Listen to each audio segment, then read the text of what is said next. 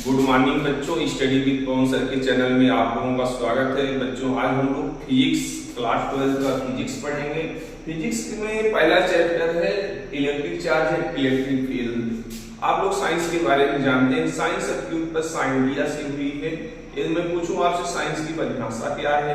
किसी वस्तु के क्रमबद्ध, सुसंगठित तथा सुनियोजित ज्ञान को हम विज्ञान कहते हैं। फिजिक्स किसे कहते हैं? फिजिक्स शब्द की उत्पत्ति फ्यूसिस ग्रीक शब्द से हुई है, जिससे हम प्राकृतिक घटनाओं का अध्ययन करते हैं। भौतिक विज्ञान की वह शाखा है जिसमें प्रकृति तथा प्राकृतिक घटनाओं का अध्ययन किया जाता है, जिसे हम फिजिक्स कहते हैं।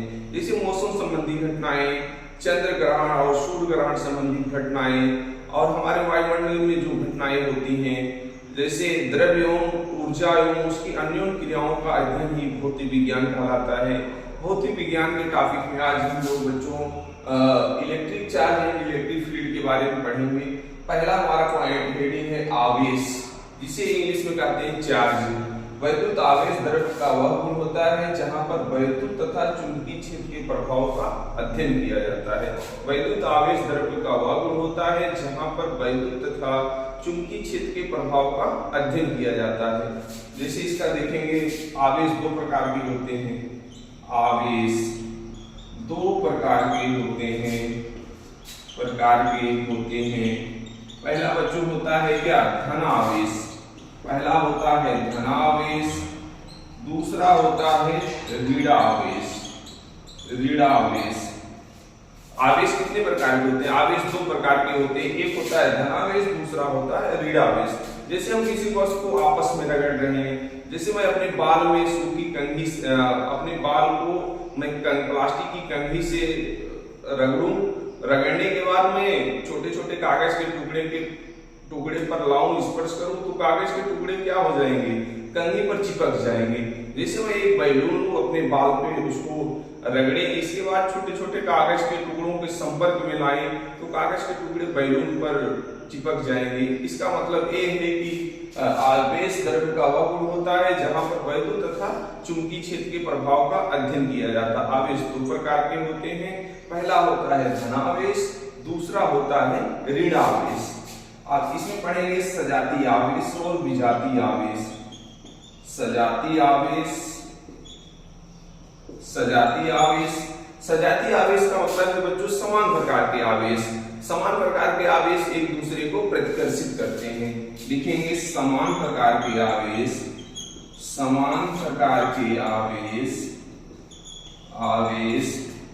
एक दूसरे को प्रतिकर्षित करते हैं। जैसे बच्चों मैं ले लूं समान प्रकार के आवेश, प्लस ले लूं, इस पे फोर्स F लग रहा है, प्लस चार्ज है, इसमें फोर्स F लग रहा है। एक ले लूं मैं प्लस, इस पे इधर चार्ज लगेगा, तो एक दूसरे को क्या करेंगे? प्रतिकर्षित कर देंगे।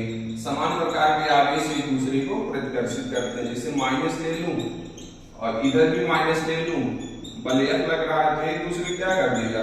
प्रतिकर्षित कर देगा। तो समान प्रकार के आवेश होते हैं, एक दूसरे क्या करते हैं? प्रतिकर्षित करते हैं। दूसरा होता है विजातीय आवेश।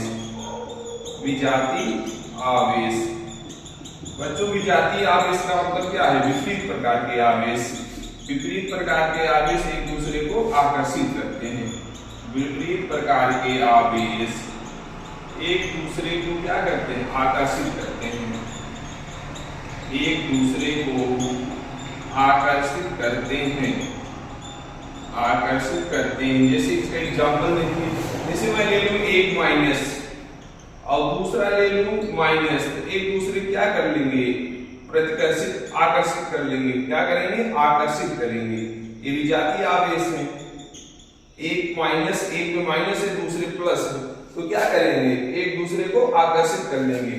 जैसे मैं एक प्लस ले लूं, दूसरा माइनस ले लूं, तो ये क्या करेंगे? एक दूसरे को आकर्षित करेंगे। इसका मतलब सजातीय आवेश जो होता है, समान प्रकार के आवेश एक दूसरे को प्रतिकर्षित करते हैं। विजातीय आवेश विपरीत प्रकार के आवेश एक दूसरे को आकर्षित करते हैं। अब इसमें देखेंगे इसका मात्रक।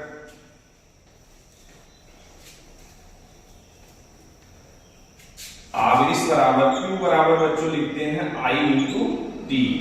क्यू बराबर फार्मूला लिख सकते हैं NE, क्या लिख सकते हैं NE। इसमें क्यू क्या है आवेश है, I क्या है धारा है, T क्या है समय है, N क्या है नंबर ऑफ इलेक्ट्रॉन, E क्या है आवेश है। तो आवेश का मात्रक लिखेंगे, आवेश का मात्रक, आवेश का मात्रक, आवेश का मात्रक क्या हो जाएगा बच्चों, यहाँ से देखिए धारा का मात्रक क्या होगा एम्पियर और समय का मात्रक सेकेंड। तो आवेश का मात्रक क्या आया एम्पियर सेकेंड। SI पद्धति में इसका मात्रक, SI पद्धति में मात्रक बच्चों फैराडे होता है, क्या होता है फैराडे। और CGS पद्धति में इसका मात्रक कूलाम होता है, CGS पद्धति में क्या होता है कूलाम होता है। और एक मात्रक इसका ESU होता है, ESU जिसको इंग्लिश में कहते हैं इलेक्ट्रोस्टैटिक यूनिट,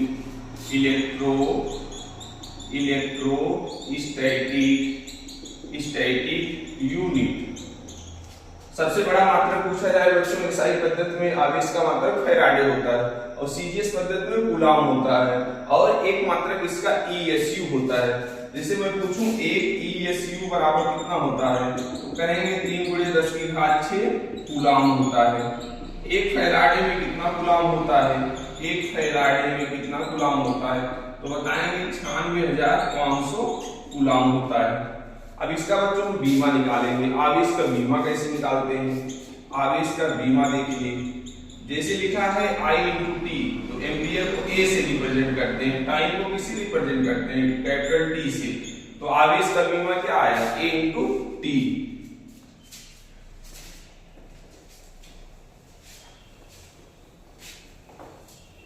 अब पढ़ेंगे बच्चों चालक के बारे में, पदार्थों का वर्गीकरण, पदार्थों का वर्गीकरण। पदार्थों को निम्नलिखित 3 प्रकार से विभाजित किया जाता है, पदार्थों को 3 प्रकार से विभाजित किया गया। पहला प्रकार है इसका चालक, चालक जिसको इंग्लिश में कहते हैं इंसुलेटर्स, इंसुलेटर्स। चालक किसे कहते हैं, चालक वे पदार्थ होते हैं जिनमें मुक्त इलेक्ट्रॉन बहुत अधिक संख्या में पाए जाते हैं तथा जिनका वैद्युत प्रवाह आसानी से किया जा सकता है, उसे चालक कहते हैं। जैसे सभी धातुएं क्या होती चालक होती, सभी धातुएं क्या होती चालक, जैसे चांदी हुआ, सोना हुआ, तांबा हुआ, एल्युमिनियम हुआ, ये सब क्या है चालक हैं। जैसे मनुष्य हुआ, पृथ्वी हुआ, मनुष्य, पृथ्वी आदि, ये सब किसके एग्जाम्पल है चालक के। चालक किसे कहते हैं यदि आपसे पूछा जाए, वे पदार्थ जिनमें मुक्त इलेक्ट्रॉन बहुत अधिक संख्या में पाए जाते हैं तथा वैद्युत प्रवाह बहुत आसानी से किया जा सकता है, उसे चालक कहते हैं। चालक का एग्जाम्पल जैसे धातुएं चांदी, सोना, तांबा, मनुष्य, पृथ्वी आदि। इसमें दूसरा प्रकार बच्चों पढ़ेंगे अचालक। अचालक वे पदार्थ जिनमें मुक्त इलेक्ट्रॉन बहुत कम संख्या में नगण्य पाए जाते हैं, उन्हें अचालक कहते हैं तथा वैद्युत धारा का प्रवाह आसानी से नहीं किया जा सकता है। जैसे गंधक, जैसे गंधक, बैकेलाइट, प्लास्टिक, रबर आदि। अब इसमें देखेंगे तीसरा प्रकार, तीसरा अर्धचालक है। अर्धचालक वे पदार्थ जिनकी चालकता चालकों से कम तथा अचालकों से अधिक होती है, उसे हम अर्धचालक कहते हैं। अर्धचालक का एग्जाम्पल जैसे जर्मेनियम, सिलिकॉन, मैग्नीज आदि। धन्यवाद।